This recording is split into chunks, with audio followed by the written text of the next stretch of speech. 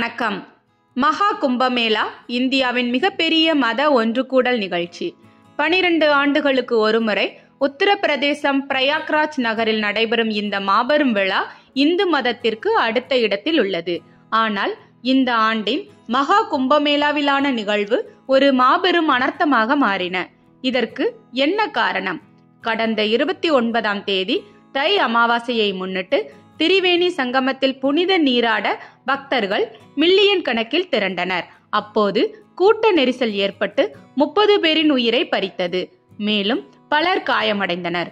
இதில் போலீசாரின் கட்டுப்பாட்டின் பங்கு என்ன?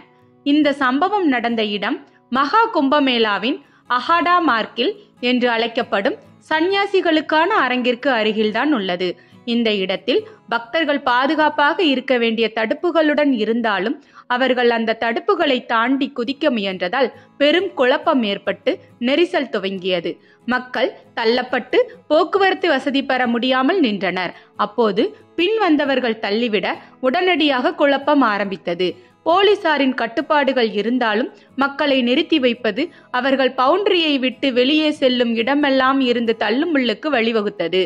இந்த நெரிசலினால் உயிரிழந்த 30 பக்தர்களின் குடும்பங்களுக்கு ரூபாய் 25 லட்சம் இழப்பீடு வழங்கப்படும் என உத்தரப்பிரதேச அரசு அறிவித்துள்ளது. மேலும் பாதுகாப்பு மற்றும் கட்டுப்பாடுகளை உறுதி செய்ய அனைத்து வாகனங்களும் இந்த மகா கும்பமேளா பகுதியில் நுழைய தடை செய்யப்பட்டுள்ளன.